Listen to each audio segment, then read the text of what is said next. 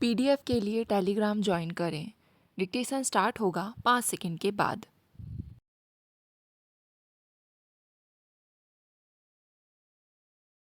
महोदय, राष्ट्रभाषा का ही क्रमिक रूप है राजभाषा। महात्मा गांधी को ही यह श्रेय जाता है कि राष्ट्र की कोई एक संपर्क भाषा हो। इस पर उन्होंने बल दिया था। हालांकि गांधी जी के राष्ट्रभाषा संबंधी आग्रह के पीछे मुख्य रूप से राष्ट्रीयता तथा स्वतंत्रता आंदोलन की समग्रता थी। आज हिंदी संविधान के अनुच्छेद 343 के अनुसार भारत की राजभाषा है, लेकिन व्यावहारिक रूप से उसकी जगह अंग्रेजी ही कार्यरत है। तो मैं बराबर गांधी जी को याद करता हूँ। बापू ने आज 70-80 वर्षों पूर्व हिंदी के संबंध में जो बातें कही थी, वे आज भी सामयिक और सार्थक हैं। आज जब हम हिंदी दिवस समारोह मना रहे हैं तो एक बार पुनः गांधी जी को ही सामने रखकर गंभीरता से विचार करें कि राष्ट्रभाषा के संदर्भ में राष्ट्रपिता की चिंता को भी हमने महत्व नहीं दिया। बजाय इसके कि यहाँ मैं अपनी ओर से कुछ कहूँ, गांधी जी के कहे को ही आपके सामने रखना चाहता हूँ। काश आज भी राष्ट्र इसे ग्रहण कर ले तो जहाँ एक और उसकी अस्मिता में 4 चांद लग जाएं, वहीं राष्ट्रपिता की आत्मा को भी शांति मिल जाए। इसलिए गांधी जी का लिखा राष्ट्रभाषा संबंधी यह लेख यथावत मैं यहाँ प्रस्तुत कर रहा हूँ।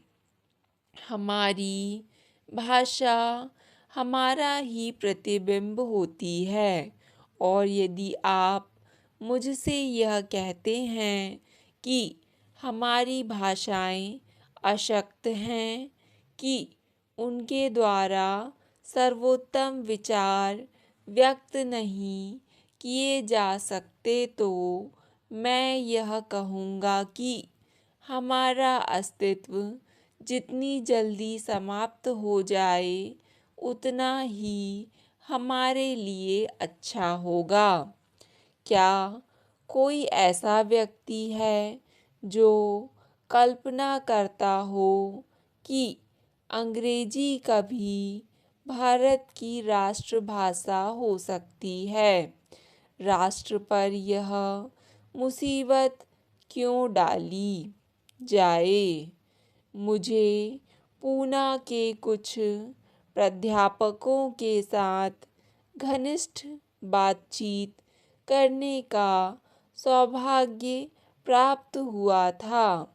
उन्होंने मुझे यह विश्वास दिलाया कि हर एक भारतीय युवक, चूँकि वह अंग्रेजी भाषा के माध्यम से शिक्षा पाता है, इसलिए अपने जीवन के कम से कम 6 बहुमूल्य वर्ष व्यर्थ गवा देता है। इस संख्या में गुणा कीजिए और फिर स्वयं यह पता लगाइए कि राष्ट्र ने कितने हजार वर्ष गवा दिए हैं। हमारे ऊपर आरोप यह लगाया जाता है कि हमारे अंदर आगे बढ़ने की शक्ति नहीं है। हमारे अंदर वह शक्ति हो ही नहीं सकती है। महोदय, वास्तव में हम अंग्रेजी पर कभी अधिकार नहीं प्राप्त कर पाते।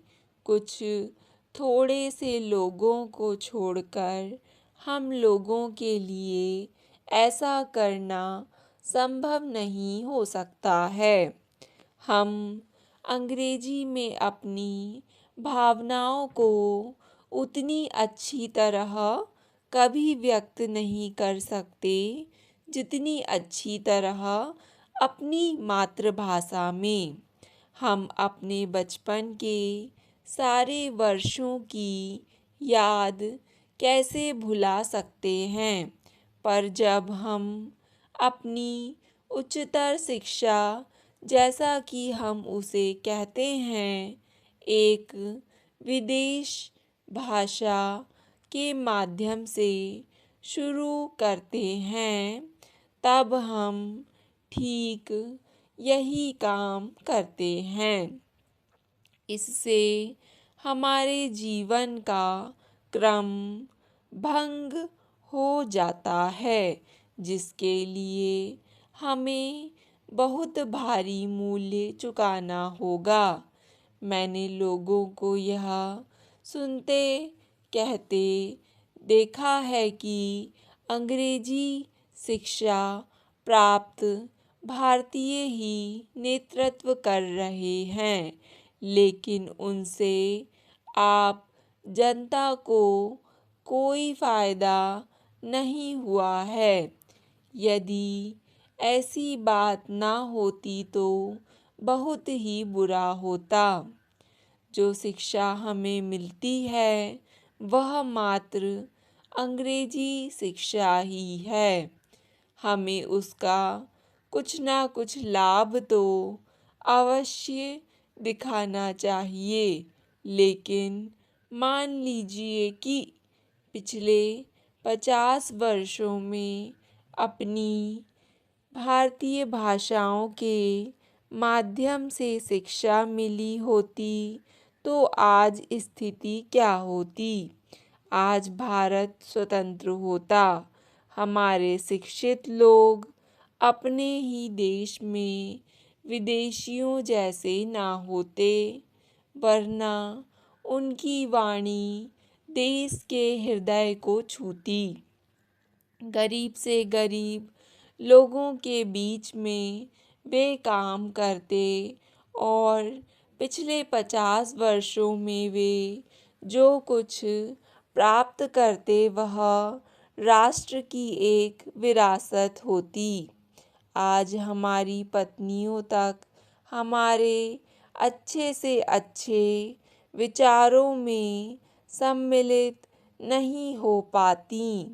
प्रोफेसर बसु और प्रोफेसर राय तथा उनके शानदार अनुसंधानों पर दृष्टिपात कीजिए। क्या यह लज्जा की बात नहीं है कि आम जनता को उनके अनुसंधानों के बारे में कोई जानकारी नहीं है। हम इस समाज की सबसे बड़ी सेवा यह कर सकते हैं कि अंग्रेजी भाषा की ज्ञान प्राप्ति को जो झूठा महत्व देना सीख गए हैं, उससे अपने को और समाज को मुक्त करें। हमारे स्कूलों और कॉलेजों में शिक्षा का माध्यम अंग्रेजी है। यह देश की राष्ट्रभाषा होती जा रही है। हमारे सर्वोत्तम विचार इसी भाषा में व्यक्त किए जाते हैं। अंग्रेजी शिक्षण की आवश्यकता में इस विश्वास के कारण हम दास बन गए हैं। इसने हमें सच्ची राष्ट्र सेवा के अयोग्य बना दिया है। यदि हम आदत से मजबूर ना होते तो हम यह अनुभव कर सकते थे कि शिक्षा का माध्यम अंग्रेजी नहीं होना चाहिए। अधिष्ठाता महोदय, आप सब जानते हैं कि गत 4 या 5 वर्षों में राजनैतिक चेतना आम तौर पर तीव्र हुई है। भारत में इसे स्पष्ट देखा जा सकता है, लेकिन इस जन चेतना को मेरी समझ से विश्व के प्रत्येक देश में अभिव्यक्त होते हुए पाया जा सकता है। कुछ स्थानों में यह आंदोलनों और प्रतिरोधों का रूप लेती है और अन्य जगहों में कुछ और रूप पर यह वास्तव में एक ही चीज़ है जो भिन्न रूपों में प्रकट हो रही है। शिक्षा और विकास के द्वारा लोग उन सब में और अधिक भाग लेना चाह रहे हैं जो घटित हो रहा है। भारत में लोग अपनी समस्याओं के कारण और पिछड़ी आर्थिक स्थिति की वजह से वर्तमान स्थिति से संतुष्ट नहीं हैं। वे चाहते हैं कि विकास की गति तेज हो। वे चाहते हैं कि राष्ट्रीय आय का लाभ अधिक न्यायोचित रूप से सभी को मिले। वे और अधिक सामाजिक न्याय तथा समानता चाहते हैं। उन्हें आशा है कि राजनीतिक दल बहुत कुछ करेंगे। वे उनसे सेवा की आशा लगाए हुए हैं। वे चाहते हैं कि कानून की प्रणाली में परिवर्तन हो। मैं समझती हूँ कि यह आम उद्वेलन की प्रशासनिक सुधार की मांग का कारण है। स्टॉप। डिक्टेशन पसंद आए तो वीडियो को लाइक तथा चैनल को सब्सक्राइब ज़रूर करें।